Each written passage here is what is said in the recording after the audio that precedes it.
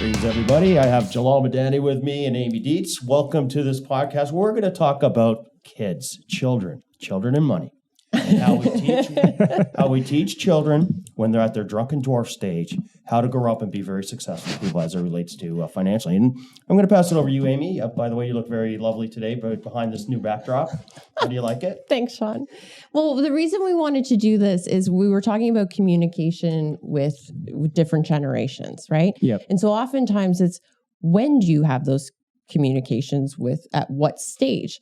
And I've got a 1.5-year-old and a 4-year-old, and believe it or not, like they already understand a bit about currency and things like that. So it's actually more, if we all think, think about your first money memory. Think about how far back you can actually think about it. Did you with Claire? Now she's your 1.5-year-old. Yeah. Did you actually start having money conversations? She understands. Listen, any parent knows there's a negotiation that goes on, and there's treats involved, and there's gummy bears. So how did she react to that? Did you just say, it works. Did she just say, like, I'm just trying to feed off a bottle here? Like, did I just 1.5? It's been so long. 1.5. They're fully functioning.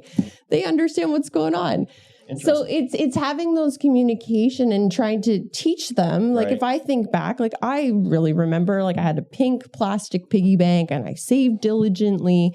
Like, think about it. You probably, if you can remember that far, Sean, think back. That was a jab under the microphone. I can remember last week, but no, actually, you're right. I mean, let me ask you, Jalal, when you were younger, was there any board games or anything that you used to play when you were young that kind of taught you a sense of like, okay, what? Two games, Monopoly and Life. Okay. I don't. Not too many people know Life, but I used to play Life. It was actually an awesome game, and that taught me how to. I may or may not have played it. Remind me, what's Life? What's that? It's kind of the best game. It was actually a lot of fun. You start off like obviously at the start off as a single person. Yeah, and then you just go through like life, and then you draw cards, just like Monopoly. You draw cards, and you never know what's going to happen. Like where you're going through, and there's like, you got divorced. Yeah, exactly. Oh, really? Yeah, exactly. And then it's like you got divorced, your spouse took half your income, so then you have to get away. You have to get rid of half your money. How old were you when you played that? I probably started when I was maybe 8 or 9 years old, actually. Okay. Yeah. Monopoly. I started playing Monopoly a little later, just because I think Monopoly was a little bit more tactical. In some sense, but Life was so much fun to play, and it actually taught a lot about money. And the biggest thing it taught me, I would say, is that life happens. Like at one point, it would tell you drew a card, and it would tell you a storm hit your house and you lost your house. Right. Yeah. And you'd have to have the budget to pay for the damages. And if you don't, you're out of the game. Because there's a lot, what I'm seeing, and you guys might be seeing something different, but I'm seeing a lot of people are, approaching, let's say, early adulthood or young adulthood. They really don't have an understanding collectively of money. They don't. They just think like magically, basically they had roofs over their heads growing up. They had, fantastic Christmases and things of that nature, access to automobiles with a gas card. They don't necessarily have a gas card anymore, but and that's kind of how they viewed money. And the funny thing is, when you and I were talking about this the other day, you mentioned, how money's not visual as much as it used to be. No, like how often do you pull out cash or coins? Like I remember in school, like you learned about coins, and like Monopoly is a good example.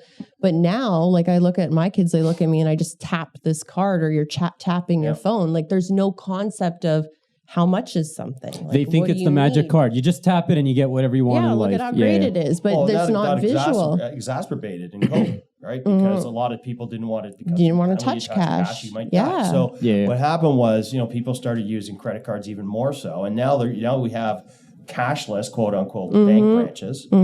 We have cashless, entities or businesses that don't accept cash. Period. So you're right, and that's different because I remember when I used to work, when I was basically a teenager, and I worked at the hospital as a pot washer.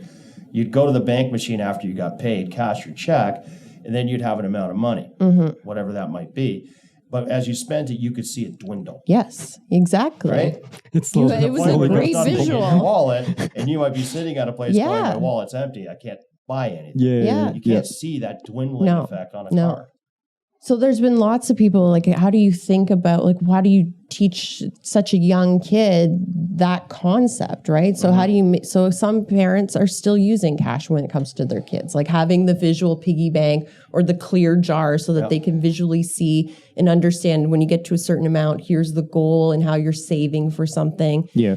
little kids are notorious. You go into a grocery store and it's like, I want that, I want that, I want that. Throwing tantrums in the middle of the aisle. Yeah. Sometimes you give in because you just want to survive the excursion. I'm guilty of that. But also it's sometimes teaching them like, no, you can't have that. We can't get that today. And it's teaching them to delay that instant gratification, which is also challenging today because everything is so instant. Well, right? What was interesting, I read, I can't remember who came up with it, but it's talking about when with young children, let's say you earn some money on a paper route, which is how I earned my first dollars, was doing a paper route. And that was something where you're up at like 5 a.m. in the middle of winter and you're biking around, your neighborhood throwing papers all over the place. But, then you'd make your $4 or $5 or $6 or whatever. And then you basically had some spending money, which is basically how Warren Buffett started. I don't know if anyone's seen Becoming Warren Buffett. If you have, I have not. Recommend it.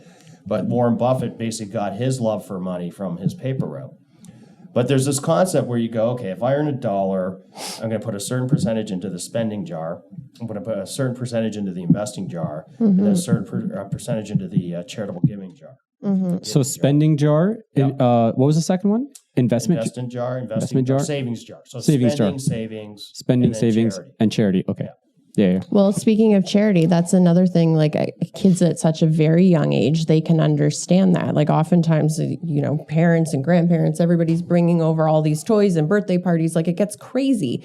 So teaching them like, okay, you're not using this anymore. This is what we do. We go and we donate it. And it teaches them about gifting and charity early on. So it's, believe it or not, like at such a young age, they are sponges. They absorb every little thing and they're watching you and they're seeing how you're interacting with, think about when you were young and parents got their bills. Like how did they react when bills came in? Was it a stressful thing to deal with money? Or were your parents very easy at just spending money and you didn't have any of those stressors? It will impact down the road how you kind of engage with money. So is the idea, and bear with me here if I may be asking really stupid questions. I have no children of my own.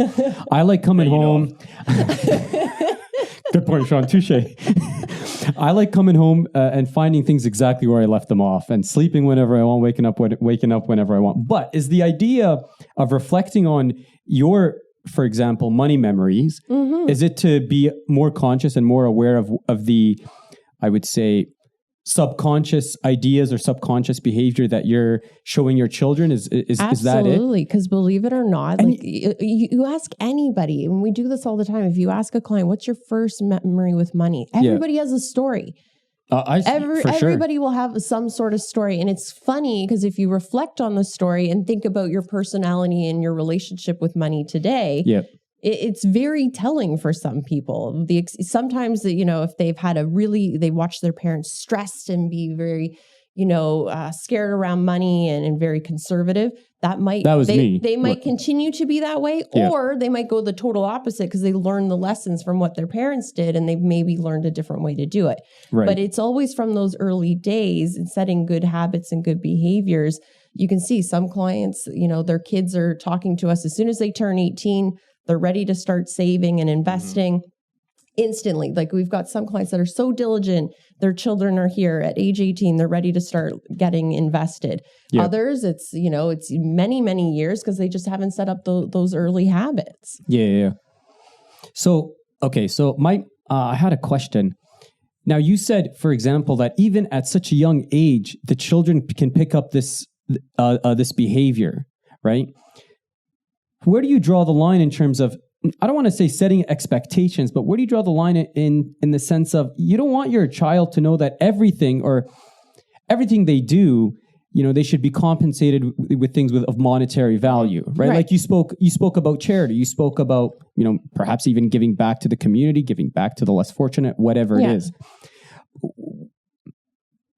I guess the question is, where does your behavior come into that? Like, how does that shape, or what ideas I can say, what ideas are you trying to show that child? Apparently, for even after just a year and a half of age, like that's way too early. But we negotiate in gummy bears in our house, so there's an idea of exchange and give and take, right? It's just concepts. Like obviously, a 1.5-year-old or a 4-year-old or a 6-year-old, they're not going to understand, investing in a certain particular company. Absolutely, like obviously, But they can understand the idea of we do something, you get something, but again, it's not all the time.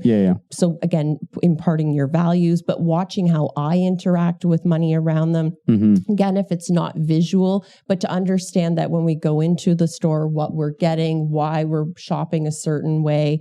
And again, not all, because of COVID, we're not all going into the store anymore. So it's all done online. So God, don't even remind me. You know, so it's a lot, everything has gone a lot more digital and instant. So I think it's really important to, you have to be aware of it now because it is so hidden and different now. I think to elaborate on your question around, you don't want to be paying them for everything in the house. As they get older, you talk about the concept of earning money for doing a job versus being a participant in the household. Yeah. And we'll talk about that when we get to like the teenage years. But early days, just be mindful that they're watching you, they're sponges. They can grasp the concept of change and negotiation and understanding what money is and trying to make it more visual. So they have some sort of concept. The earlier the better. So, well, time is our enemy today. Usually it's our benefit, but we have to run. But I wanted to thank you two for joining us. And, Absolutely. Thank you for everyone for joining us today. And we look forward to talking with you soon. Thanks. Goodbye. Bye. Ciao.